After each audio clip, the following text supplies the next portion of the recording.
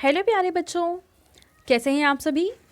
चलिए इस वीडियो में हम समझेंगे क्लास थर्ड की वर्कशीट नंबर 100 जो कि 29 अक्टूबर 2021 की वर्कशीट है। और आज का सब्जेक्ट है बच्चों मैथमेटिक्स यानी कि गणित। सबसे पहले आप यहाँ अपना नाम लिखेंगे और यहाँ आप अपनी टीचर का नाम लिखेंगे। ठीक है बच्चों, चलो अब इस वर्कशीट को हम स्टार्ट करते हैं। और आज का हमारा टॉपिक है नापदंडी का इस्तेमाल। पिछली वर्कशीट में आपने अपने कदमों का इस्तेमाल करके दूरी नापी थी। उस खेल में आपने देखा कि एक जैसी दूरी के लिए भी आपके अपने और आपके मम्मी या पापा के कदमों की संख्या अलग अलग आई थी। इसका अर्थ हुआ कि लंबाई नापने का यह तरीका हर व्यक्ति के पैर की लंबाई के साथ बदल जाता है। अगर जैसे मान लो आप अपने कमरे की लंबाई नापो तो आपके कदमों की लंबाई अलग होगी, आपके मम्मी के कदमों की लंबाई अलग होगी, पापा के कदमों की लंबाई अलग होगी। तो इसका मतलब हम लंबाई को इन कदमों से नहीं नाप सकते हैं। हम सही से नहीं पता कर पाएंगे कि कमरे की लंबाई क्या है।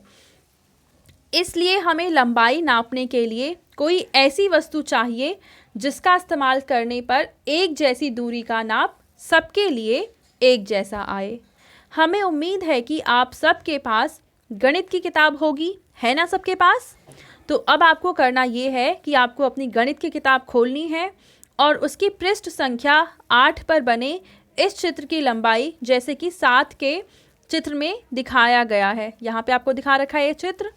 जितनी एक कागज़ की पट्टी बनाइए, इसे हम नापदंडी कहेंगे। ठीक है बच्चों, तो आप अपनी किताब खोलेंगे, उसमें ये चित्र बन रखा है या फिर आप यहाँ पे भी देख सकते हैं। और ये है नापदंडी। ठीक है, इसी का इस्तेमाल करके अब हम वस्तुओं को नापेंगे। इसी नापदंडी का इस्तेमाल करके हमने आपकी गणित की किताब की चौड़ाई नापी है। देखो ये है गणित की किताब और इसकी चौड़ाई नापी गई है किससे? इसी नापदंडी से। ठीक है बच्चों, चित्र में देखिए हमने किताब के एक कोने में नापदंडी को रखा। जहाँ नापदंडी खत्म हो रही है वहाँ पेंसिल से निशान लगाया गया है। नापदंडी उठाकर फिर से उसी निशान पर रख दिया गया है। देखो सबसे पहले क्या हुआ, इस किताब को हम अगर नाप रहे हैं तो हमने यहाँ से नापना शुरू किया और ये डंडी यहाँ जाके ख़त्म हो गई, तो हमने यहाँ पे निशान लगा दिया। अब इस नापदंडी को उठा के हम इधर रख देंगे ऐसे में। ठीक है, और इस तरीके से हमने देखा कि हम आगे आगे रखते जाएंगे और लंबाई को नापते जाएंगे। उससे आगे पूरी नापदंडी नहीं आएगी पर थोड़ी जगह अभी बाकी है।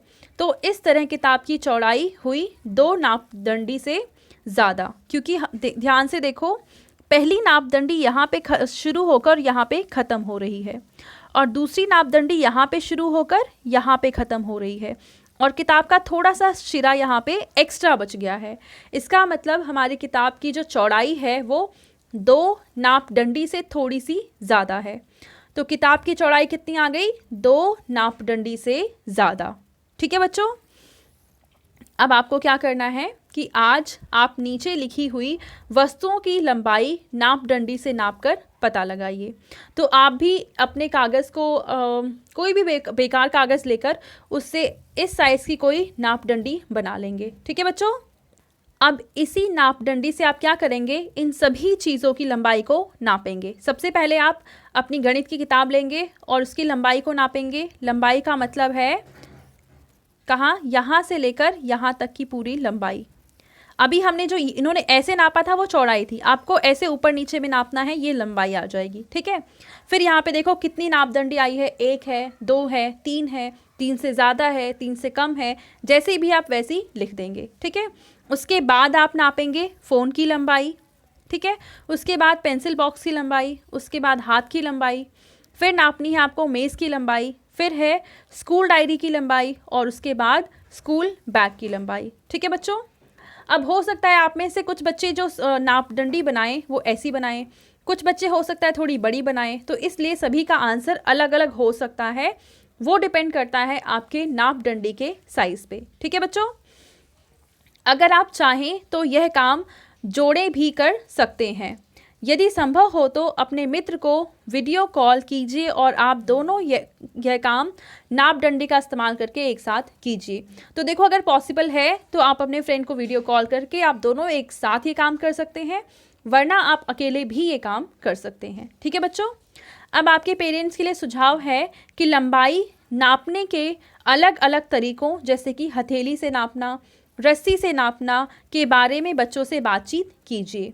तो बच्चों, आप अपने पेरेंट्स से पूछेंगे कि अलग अलग वस्तुओं को नापने के लिए कौन कौन सी चीज़ें इस्तेमाल की जाती हैं और वो जब छोटे थे या अभी भी किन किन चीज़ों का इस्तेमाल करते हैं। ठीक है बच्चों। तो ये है आज की हमारी मैथ्स की वर्कशीट एंड आई होप आपको ये अच्छे से समझ में आ गई होगी। अगर आपको ये वीडियो पसंद आई है तो उसको ज़रूर लाइक करें, अपने फ्रेंड्स के साथ भी शेयर करें और इस चैनल को सब्सक्राइब कर लें। Thank you.